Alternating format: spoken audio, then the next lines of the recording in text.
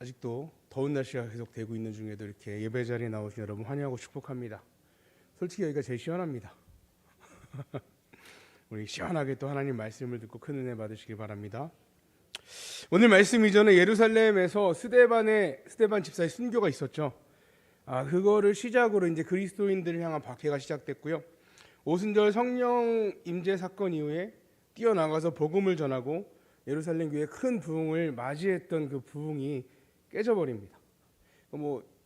학자들은 2만 5천 명까지 부흥했다. 교회가 예루살렘에 있는 교회가 2만 5천 명까지 부흥했다라고까지 얘기를 하는데요. 그 크게 부흥하던 교회가 다 흩어져 버려요. 이건 실패죠. 사람의 입장에서 봐서는 교회가 막 부흥하다가 어떤 고난이 딱 오고 다 뿔뿔이 성도들이 흩어져 버렸으니까 실패로밖에 보이지 않습니다.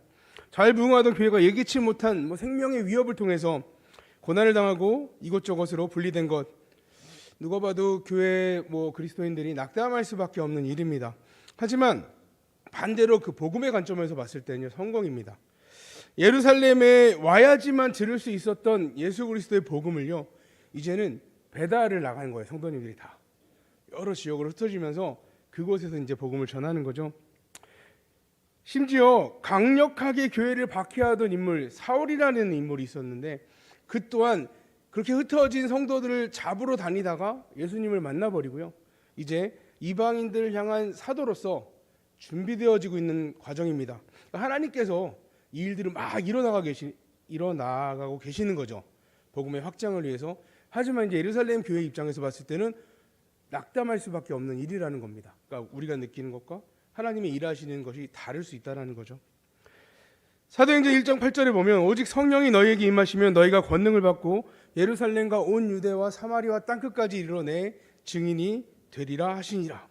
주님께서 부활하시고 승천하시기 전에 이 명령을 주셨죠. 제일 먼저 어디요? 예루살렘, 그 다음에 온 유대, 이제 이스라엘 유대의 땅이죠. 그리고 사마리아, 이스라엘이 싫어하는 땅이죠. 그리고 땅끝까지 점점 확장되어져 나가는 명령을 주셨습니다. 그러니까 하나님의 이 예수님이 주신 명령을 실천해 나갈 수 있도록 몰아가시는 거죠, 성도들을. 예루살렘에서 어쩔 수 없이 유대의 전역으로, 그러니까 그들의 입장에서는 이 박해와 순교 때문에 어쩔 수 없이 전역으로 흩어졌지만 그들이 있는 그 자리에서 또 복음을 전하고 있는 것입니다. 또 사마리아 성으로 내려간 빌립 집사를 통해서 복음이 사마리아 전해지고요, 그 현장에서 성령의 권능으로 많은 사람에게 붙었던 귀신이 떠나가고, 많은 중풍병자가 치료되고, 또 많은 걷지 못하던 자들이 걷게 되는 놀라운 일들이 일어납니다. 성령이 너에게 임하시면 뭐를 받는다고요? 권능을 받고, 그런 일이 막 일어나요. 그리고 권능받은 그 일에 모인 사람들에게 복음을 전합니다. 그렇게 놀라운 능력을 보고 모이는 수많은 사람들에게 전해진 복음, 오순절에 성령의 임하심의 그 역사함이 그 복음을 전하는 곳마다 일어나고 있습니다.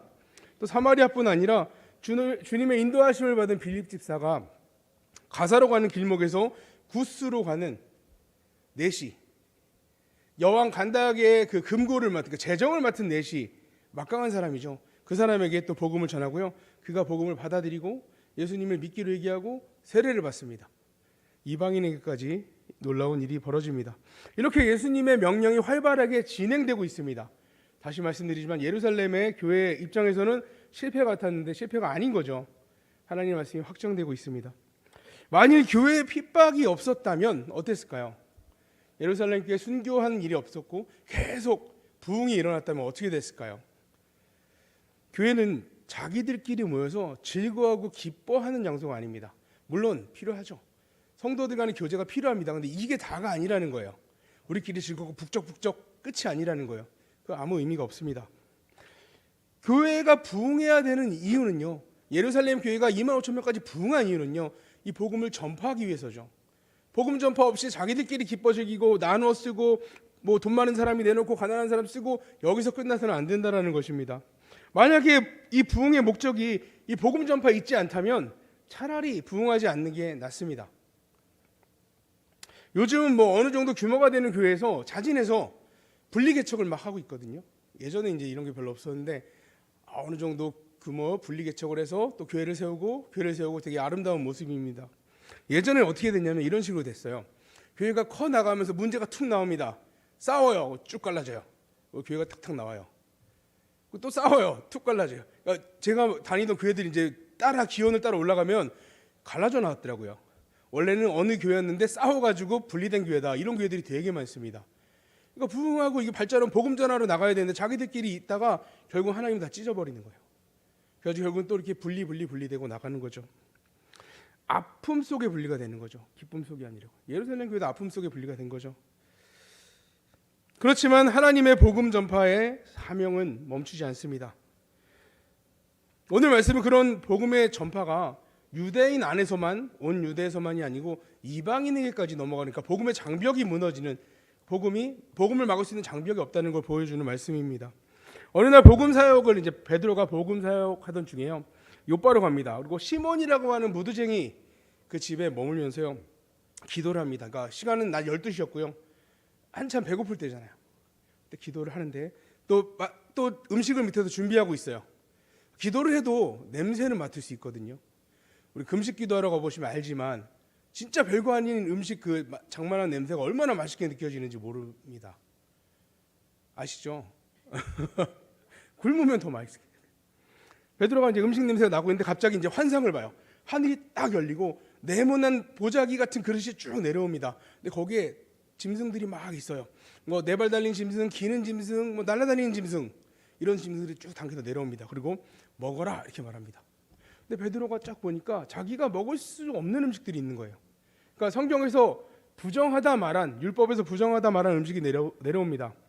사도행전 10장 14절에 보면 이렇게 말해요. 베드로가 이르되 주여 그럴 수 없나이다. 속되고 깨끗하지 아니한 것을 내가 결코 먹지 아니하였나이다 한데, 지금까지 저는요 이런 걸 먹은 적이 없습니다. 율법에 이거 부정하다고 한 거 저는 절대 먹지 않았습니다. 앞으로도 어떻게 하겠다는 거예요? 그럼 하겠습니다. 레위기 11장에 보면 이제 11젓가락 모양이잖아요. 외우기가 쉬워요. 젓가락장에 음식에 대한 규정이 나옵니다. 뭐는 부정하고 뭐는 정하고 뭐는 먹지 말고 뭐는 먹어야 되고 나오는데요. 얼마나 강력하게 나오는지 이렇게 나와요.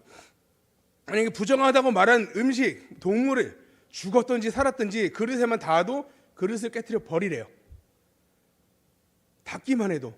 그리고 뭐 어떤 물건에 닿아도, 물건도 그렇게 하고요. 화덕 있잖아요. 화덕. 우리 싱크대? 뭐 그건 다른 것 같지만 화덕에만 닿아도 화덕을 깨트려 버리래요. 얼마나 강력하게 부정한 음식들에 대해서 하나님이 금하시는지를 알 수 있는 장면인데요. 그래서 유대인들은 철저하게 그 식재료를 구분할 수밖에 없습니다. 그릇에 담기는 것조차도 하나님이 부정하다고 말씀하시니까 철저하게 지키죠. 지금도 레위기의 음식법을 지키면서요 하는 음식들을 코셔라고 그럽니다. 여러분 그 이슬람 무슬림들이 먹는 음식을 뭐라고 부르죠? 할랄 음식이라고 그러죠. 할랄. 그래도 뭐 자기 뭐 할랄의 법칙에 따라 뭐 한다는데 유대인들의 그 음식법은 코셔입니다. 코셔 푸드라고 해서요. 그 레위기에 말하는 그 율법에 따라서 만들어진 음식만을 먹는다, 철저하게 지킨다라는 거죠. 그래서 코셔 푸드라고 합니다. 뭐 유대인들끼리는 문제가 없습니다. 다들 잘 지키고 있으니까요. 옆집도 잘 지키고 앞집도 서로가 있네. 이것 때문에 뭐 확인할 필요도 없는 거죠. 다들 목숨처럼 지키니까요. 근데 이방인은 그렇지 않잖아요. 이방인의 집에 저 그릇에 뭐가 담겼는지 알 수 없잖아요. 뭘 먹었던 손으로 문을 잡았는지 모르잖아요. 알 수 없잖아요. 그러니까 이방인 집에 방문하는 것도 꺼리고 그들과 음식을 함께하는 것도 유대인들은 되도록이면 하지 않았습니다. 뭐 도시락을 싸가서 한다고 하는데 되도록이면 하지 않았죠. 베드로에게 네모난 보자기와 같은 그릇 안에 담긴 부정한 짐승을 잡아 먹으라는 말, 그건 당연히 베드로가 거절할 수밖에 없는 일입니다. 근데 3번이나 이렇게 얘기를 하세요. 내려주고 먹어라. 그럴 수 없는데요. 먹어라. 그럴 수 없어요. 저는 그럴 수 없습니다. 사도행전 10장 15절에 이렇게 얘기합니다. 두 번째 그 보자기가 내려올 때요. 또 두 번째 소리가 있으되 하나님께서 깨끗하게 하신 것을 내가 속되다 하지 말라 하더라. 이상하지 않나요? 뭐가 이상하죠? 지금 율법에서는 하지 말라 그랬잖아요. 여기 또 하래요. 뭘 따라야 되나요? 뒤에 게 최신판이니까 최신판을 따라가야 되나요? 헷갈리는 거죠. 야, 이거 뭘 따라야 된다라는 거야. 내가 여태까지 지켜왔던 게 있는데 하나님 말씀에서 듣고 지킨 건데 또 이런 말씀을 이거 어떻게 하라는 거지? 고민이 되죠. 이때 베드로의 집을 찾아온 사람이 있었습니다. 17절 18절을 보면요, 베드로가 본 바 환상이 무슨 뜻인지 속으로 의아해하더니 마침 고넬료가 보낸 사람들이 시몬의 집을 찾아 문 밖에 서서 불러 묻되 베드로라는 시몬이 여기 유숙하느냐 하거늘. 하나님께서 베드로에게 도무지 이해할 수 없는 환상을 보여주고 의아해하면서 도대체 뭐 어떻게 하려는 거지 하고 있는 상황 속에 먼저 하나님이 작업해 놓으신 게 있어요. 주의 사자를 베드로에게보다 먼저 보내서 사도행전 10장 3절에 보면요, 하루는 제9시쯤 되어 환상 중에 밝히 보며 하나님의 사자가 들어와 이르되 고넬료야 하니, 여기서 말하는 제9시는 오후 3시입니다. 그러니까 베드로가 지금 몇 시에 이 기도하다가 봤다 그랬죠? 12시. 그럼 오후 3시면은 전날일까요? 다음 날일까요? 그날일까요? 먼저 보였으니까 뭐 전에 있었던 일이죠. 오후 3시에 환상이 보입니다. 이 시간에 가이사랴에 주둔하고 있는 이탈리아인으로 구성된 부대의 백부장 고넬료에게 하나님의 환상이 나타나는데요, 그가 환상을 본 시간이 9시쯤입니다. 그는 이방인입니다. 확실히 이방인인데요, 유대교로 개종을 했는지 어쨌든 유대교의 방식으로 날마다 오전 9시와 오후 3시에 기도하는 그 기도 시간에 기도를 했습니다. 2절에 보면요, 그가 경건하여 온 집안과 더불어 하나님을 경외하며 백성을 많이 구제하고 하나님께 항상 기도하더니, 그는 항상 기도하는 습관을 가진 사람이고요, 유대인의 법칙에 따라서 9시, 오후 3시 기도를 계속했던 거죠. 그렇게 3시에 기도하던 중에 하나님이 그에게 사자를 보내 찾아왔습니다. 4절에 보면 고넬료가 주목하여 보고 두려워 이르되 주여 무슨 일이니까? 천사가 이르되 내 기도와 구제가 하나님 앞에 상달되어 기억하신 바 되었으니, 내 기도와 구제가 어떻게 됐다고요? 하나님이 받으셨다고요. 하나님이 기억하신다고요. 이거 고넬료의 기도와 고넬료의 그 선행을 하나님이 받으신다고요.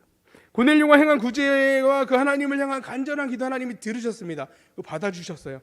심지어 하나님께서 이러한 행위를 기억하신다라고 말하고 있죠. 사람들이 기도하기 어려워하는 이유 중에 하나가 이겁니다. 하나님이 과연 기도를 받으실까? 들어주실까? 내가 그냥 허공에다 떠들고 있는 거 아닌가? 라는 거죠.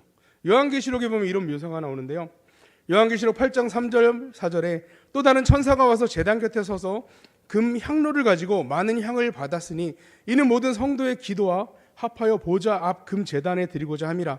향연이 성도의 기도와 함께 천사의 손으로부터 하나님 앞으로 올라가는지라. 기도가 어떻게 됐다고요? 금 향로에 담아서 천사의 손에 의해 하나님께 드려진다. 하나의 기도도요, 그냥 떨어지는 기도가 없어요. 하나님이 받으신다라는 거예요. 그럼 기도를 해야 될까요? 하지 말아야 될까요? 이제 해야죠. 이제 아셨죠? 하나님 받으세요. 기억하세요. 그리고 오늘 찾아와 주셨어요. 성도들의 기도를 금향로에 담아 천사의 손으로 하나님 앞에 올라가는 환상을 통해서 요한 사도에게 보여주시죠. 하나님이 어떻게 기도를 받으시는지. 답답하신 거예요. 근데 받는데 왜 안 하냐 이거죠. 이와 같이 하나님께서 이방인 고넬료의 기도를 받아 기억하시고 그 기도에 응답하십니다. 물론 무슨 기도의 제목인지 나오지 않지만 가장 좋은 걸 주시는 거예요. 5절에 보면 내가 지금 사람들을 요빠에 보내어 베드로라는 시몬을 청하라. 이렇게 하나님은 고넬료에게 사람을 보내서 요빠에 있는 베드로에게 어디에 있는지까지 알려주세요. 그를 찾아가서 데리고 오라, 청하라. 그리고 그를 통해서 하나님의 말씀을 주시겠다 이야기하고 있습니다. 사도행전 10장 19절에서 22절까지 제가 한번 쭉 읽어보겠습니다. 베드로가 그 환상에 대하여 생각할 때에 성령께서 그에게 말씀하시되 두 사람이 너를 찾으리니 일어나 내려가 의심하지 말고 함께 가라. 내가 그들을 보내었느니라 하시니 베드로가 내려가 그 사람들을 보고 이르되 내가 곧 너희가 찾는 사람인데 너희가 무슨 일로 왔느냐?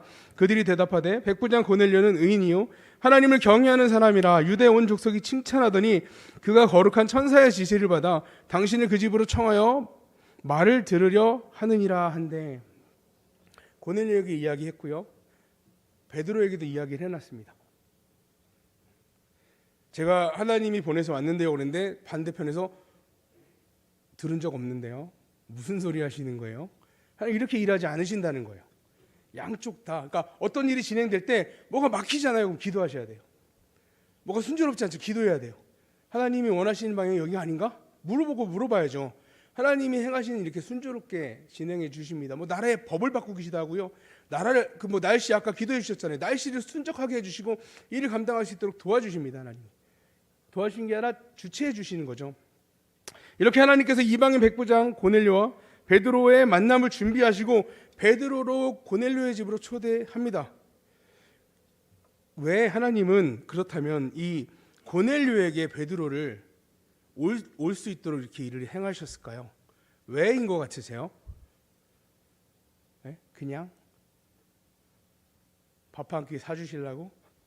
그건 아니겠죠. 이 고넬료의 집에 도착하니까요, 이제 고넬료가 준비해 놓은 겁니다. 24절에 보면 이틀날 가이사랴에 들어가니 고넬료가 그의 친척과 가까운 친구들을 모아 기다리더니, 고넬료는요 하나님이 보여주신 환상을 확실하게 믿었습니다. 사람을 보내서 베드로를 데리러, 자기만 본 거잖아요. 어쨌든 베드로의 사정은 모르잖아요. 찾으러 보내고 자기는 또 준비했어요. 100% 베드로라는 사람 만날 것이고 올 것이다. 그럼 그가 뭘 가져오냐? 하나님의 말씀을 가져올 거니까 나만 듣는 게 아니라 나의 사랑하는 가족들, 나의 정말 친한 귀한 친구들을 불러서 같이 들어야겠다라는 마음을 가졌던 거죠. 그래서 다 모았습니다. 만약에 그 믿음이 확실하지 않고 그 일이 이루어지지 않는다면 난감한 일이죠. 야, 우리 왜 불렀냐? 이렇게 되는 거죠. 하나님을 향한 그 고넬료의 열정, 그 말씀을 향한 그 신뢰감이, 믿음이 어떤지를 보여주는 것입니다. 자신만이 아니라 자신이 사랑하는 모든 이들에게 이 귀한 것을 들려주기 위해서 다 불렀습니다. 성도 여러분, 오늘 우리 모두는 하나님의 말씀을 듣기에 모였죠. 맞으신가요? 혹시 이 귀한 걸 나만 듣지 않고 같이 듣고 싶은 사람 떠오르는 분이 계신가요? 다음부터는 데려오세요. 혼자 오지 마시고, 귀한 거 나만 받지 말고 같이 오셔서 같이 들으면 너무 은혜가 많이 될 것 같습니다. 아멘. 네, 우리가 갖는 기대감만큼 더한 것 하나님이 우리에게 부어주십니다. 우리는 하나님의 말씀을 듣기에 교회로 나올 때 나만이 아니라 내가 사랑하는 모든 이들을 다 초대할 정도의 기대감을 가지시기를 축복합니다. 고넬료는 예수님을 믿고 구원받은 사람도 아닙니다. 그렇죠? 아직 복음을 못 들었어요. 그런데도 이 정도인데 우리는 구원받았잖아요.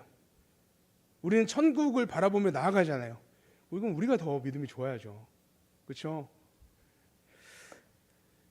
사도행전 10장 28절 29절에 이르되 유대인으로서 이방인과 교제하며 가까이 하는 것이 위법인 줄은 너희도 알거니와 하나님께서 내게 지시하사 아무도 속되다 하거나 깨끗하지 않다 하지 말라 하시기로 부름을 사용하지 아니하고 왔노라. 묻노니 무슨 일로 나를 불렀느냐? 이제 베드로가 깨달은 거예요. 그 세 번의 그 환상이 뭔지를 알게 됐어요. 고넬료의 집에 와서 보니 누가 다 기다리고 있어요? 이방인들이 바글바글 기다리고 있어요. 이것 때문에 하나님이 속되다 하지 않은 것을 네가 왜 부정하다 하느냐 하는 말이 이거구나라고 깨닫게 됐습니다. 왜 하나님께서 그 환상을 세 번이나 보여주시고 이 멀리 가이사랴까지 와서 고넬료를 만나게 해주셨는지 깨닫게 된 거죠. 34절 35절에 보면요, 베드로가 입을 열어 말하되 내가 참으로 하나님은 사람을 외모로 보지 아니하시고 각 나라 중 하나님을 경외하며 의를 행한다는 사람을 다 받으시는 줄을 깨달았도다. 예수님에 대해서 전하고 사람들의 반응을 보니까 성령이 임하시는 거예요. 저들이 구원을 받는 거예요. 이 초대교회 보면요, 복음 전하면 성령이 임하시는 게 깨달아졌어요. 저렇게 구원을 받는 걸 알 수 있게 됐어요. 놀라는 거죠. 하나님의 사람을 외모로 본다. 그러니까 이거죠. 금발이든지 흑발이든지 파란 눈이든지 외모가, 그러니까 유대인처럼 생기지 않은 다른 외모를 가진 이방인들도 하나님이 차별하지 않는가. 베드로가 깨달은 거예요. 뭘 깨달았냐면 유대인만 구원받는 게 아니구나 라는 걸 깨달았다는 거죠. 하나님의 그 복음은요, 유대인이라는 담을 넘어서 모든 사람에게 주시는 거구나. 하나님을 의지하는 자, 하나님을 경외하는 자, 하나님의 말씀을 듣고 받는 자에게 다 주시는구나를 깨닫게 되었습니다. 외형상 유대인들뿐만 아니라 피부색이며 머리며 눈동자, 체형 모든 것이 다 다르다 할지라도 외모와 상관없이 믿으면 구원을 받습니다. 아멘. 우리는요, 이걸로 사람을 차별해서는 안 됩니다. 돈이 있든지 없든지, 쟤는 안 믿을 것 같은데, 우리가 판단할 필요가 없어요. 누가 하신다고요? 하나님이 하십니다. 우리는 그럼 뭐 하면 될까요? 전하면 되죠. 이래서 하나님의 구원의 대상이 예수님의 말씀대로 땅끝까지 이르는 모든 사람임을 알 수 있게 되었습니다. 베드로가요. 저희는 먼저 알고 있었죠. 왜냐하면 우리가 그런 사람이니까요. 44절 45절에 베드로가 이 말을 할 때 성령이 말씀 듣는 모든 사람에게 내려오시니 베드로와 함께 온 할례받은 신자들이 이방인들에게도 성령 부어 주심으로 말미암아 놀라니라. 이제 이방인들에게도 복음이 전해지고 그들에게도 성령이 임하심으로 그들의 구원의 자리, 하나님의 자녀의 자리에 동참하게 됐습니다. 하나님께서 주시는 구원은요, 어느 누구에게도 차별이 없음을 우리는 알아야 합니다. 그렇기에 복음 전하는 것에 주저하지 말아야 합니다. 우리는 전하면 되고요, 하나님이 그 일을 이루십니다. 우리가 알게 모르게 우리 안에 차별하는 마음이 있었다면 이제 그 담을 허물어야 합니다. 복음 때문이죠. 베드로가 고넬료에게 행한 하나님의 역사하심을 보고 깨달았던 것처럼 우리도 이렇게 말씀을 통해서, 혹은 우리 옆에 한번 보세요. 그리고 이렇게 말씀해 주세요. 저도 구원받았습니다. 예. 그러니까요. 나도 구원받았는데 누가 못 받겠어요? 믿는 사람은 모두 구원을 받습니다. 하나님께서 우리에게 쌓였던 그 담장을 헐기 위해 수많은 베드로를 붙여주셨고요. 그들을 마음의 문화적, 거리적, 언어적 어떠한 차이 속에서도 우리에게 복음을 전하게 하시고 우리를 구원해 주셨습니다. 우리가 처음부터 구원을 받았던 민족은 아니었죠. 개학의 선교사들 이야기를 다룬 양화진이라는 책이 있는데요. 이 책에 실린 시를 한 편 읽어드리겠습니다. 제목은 배지 않는 조선 마음입니다. 주여, 지금은 아무것도 보이지 않습니다. 주님, 메마르고 가난한 땅, 나무 한 그루 시원하게 자라오르지 못하고 있는 이 땅에 저희들을 옮겨와 앉히셨습니다. 그 넓고 넓은 태평양을 어떻게 건너왔는지 그 사실이 기적입니다. 주께서 붙잡아 뚝 떨어뜨려 놓으신 듯한 이곳, 지금은 아무것도 보이지 않습니다. 보이는 것은 고집스럽게 얼룩진 어둠뿐입니다. 어둠과 가난과 인습에 묶여있는 조선 사람들 뿐입니다.